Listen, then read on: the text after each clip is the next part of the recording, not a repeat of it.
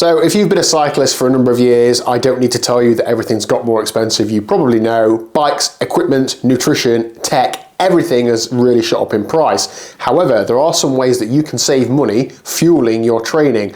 I'm Daniel, I'm an amateur cyclist and triathlete based in the UK. The weather is currently rubbish, so I'm not riding outside a great deal. I'm doing a blend of indoor training and then trying to get out on the bike at the weekends. My fueling strategy has changed over the winter, firstly because of just wanting to meet the needs of my training, but also to save some pennies, because when summer comes around, I want to be at races, I want to be at triathlons, I want to be spending money on nice bikes, all that sort of stuff. I don't be wasting it on fueling for me. Now, disclaimers out of the way first.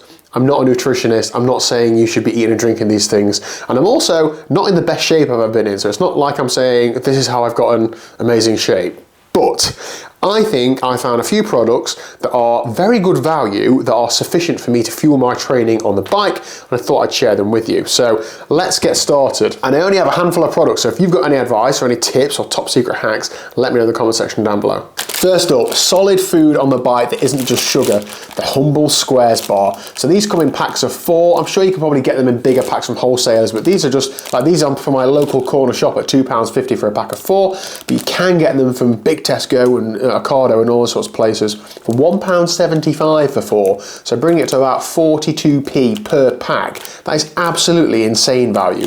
Per bar, so there's 4 of them in here, you're getting 27 grams of carbs, half of that is sugar, 1.6 grams of protein and 0.2 grams of sodium. So you're getting a bit of everything in there, which I think is absolutely excellent value. They come in small packs, so you don't have to eat a massive thing at each time. They're quite easy to open on the bike, I find. The serrated edges are really easy to sort of peel open. They don't melt that much, I find, in the winter, especially if you put the chocolate top away from your back in your pocket. You can open it and get it down you quite easy. I think these are absolutely brilliant. I know that sports nutrition companies will have rice cake products, and they might be better, packing more carbs per square inch and whatever else, but for the cost difference, I think these are brilliant.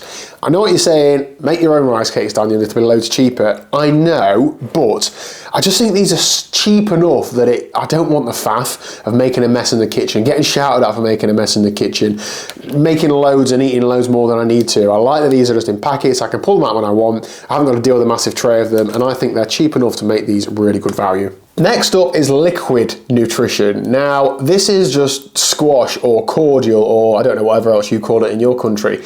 Now, I'm fueling with this on the bike because I'm not drinking much. It's cold, it's horrible. Some rides I am drinking a bottle or 2, but some rides I'm having half a bottle.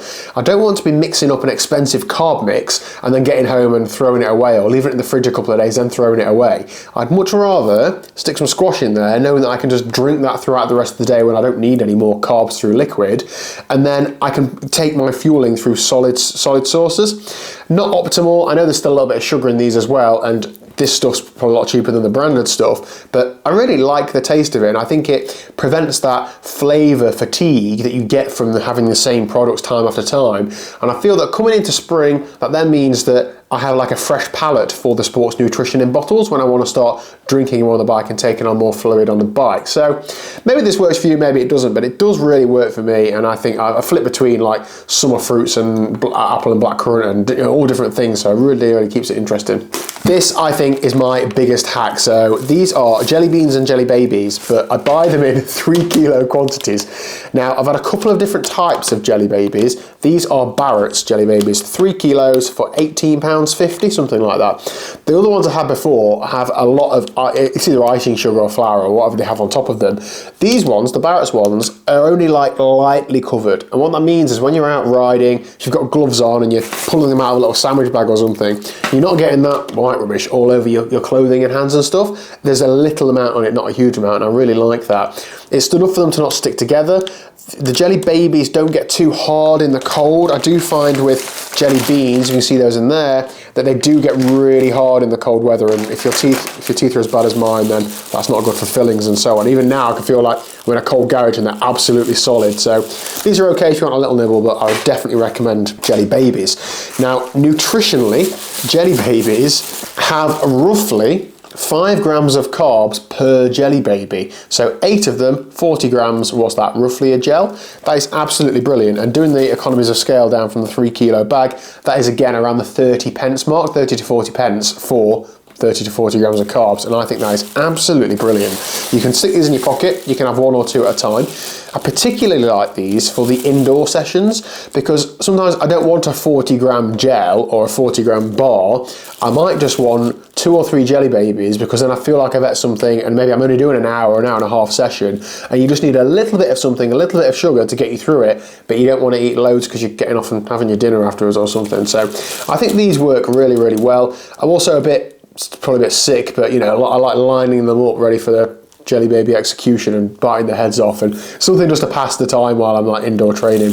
While you're out on a ride as well, I think these work really well because you can get them down really easily. Just have them open in your pocket and just, you know, you've got a few to hand, and if your friends are bonking or haven't brought enough stuff with them, you can give these out. They don't cost the earth. It's not like you're giving away like expensive gels and so on. So I do know that all the carbs in these, it's just glucose. It's not a glucose and fructose mix, and nutritionists might say that's not an optimal balance and your body absorbs it better if you have a dual source and all of that. I get that, but I just think for the type of training that I'm doing, a lot of people are doing in winter, it's just ticking some miles off, getting some low intensity stuff done. I think these are good enough. I've gone out on rides and just fueled on these and not struggled to finish the ride. I felt fueled, you know, felt like I've really like met those energy demands. So yeah, get some 3 kilo bags of jelly babies.